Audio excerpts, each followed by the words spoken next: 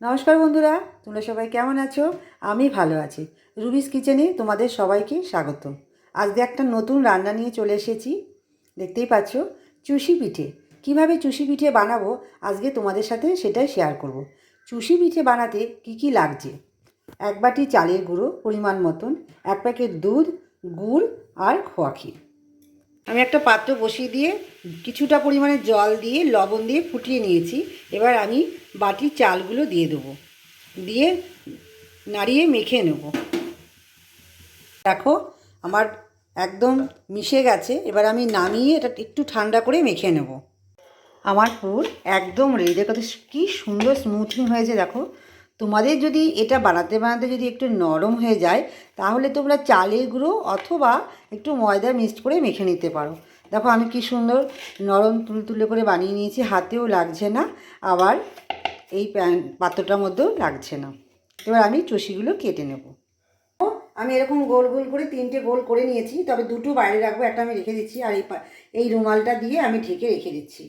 এবার আমি ছোটো ছোটো করে এরকম গোল করে একটু চালের গুঁড়ো দিয়ে নেবো, দিয়ে এরকম করে চষিটা এই দেখো এইভাবে আমি কেটে নিচ্ছি। এইভাবে আমি প্রত্যেকটা করে নিয়ে তারপর আসছি। দেখো আমার চষি বানানো একদম রেডি।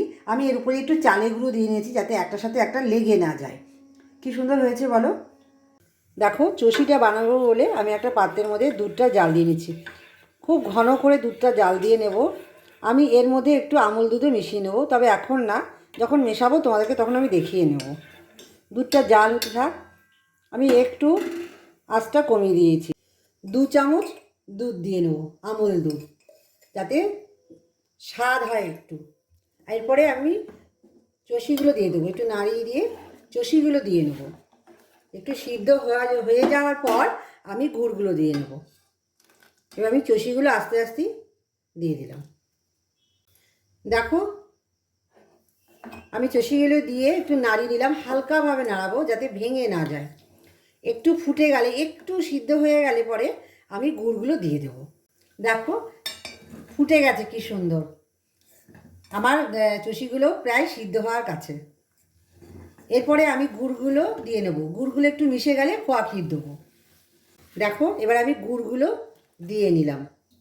আঁচটা আমি কমিয়ে নিয়েছি, না হলে নিচে লেগে যাবে। এবার আমি খোয়া ক্ষীরগুলো দিয়ে নেব, অল্প একটু খোয়া ক্ষীর দিয়ে নেব, দিয়ে নামিয়ে নেব। ঠান্ডা হয়ে তোমাদের সামনে পরিবেশন করছি। আমার একদম চষি হয়ে গেছে। দেখো আমি গরম গরম একটা পাত্রের মধ্যে নামিয়ে নিচ্ছি পরিবেশন করার জন্য, তোমাদেরকে দেখাবো বলে। এবার আমি এটা পুরোটাই নামাবো না, একদম গরম গরম তোমাদের সামনে তুলে ধরলাম। যদি আমার এই রেসিপিটা দেখে তোমাদের পছন্দ হয় অবশ্যই বাড়িতে একবার তোমরা ট্রাই করে কমেন্ট করে আমাকে জানাবে কেমন লেগেছে। আর বন্ধুরা, আরেকটা কথা তোমাদেরকে আমি বলি, আমাকে অবশ্যই তোমরা অনেক অনেক অনেক করে কমেন্ট করো, তাহলে আমি বুঝতে পারবো আমার রান্না তোমাদের কেমন লাগছে।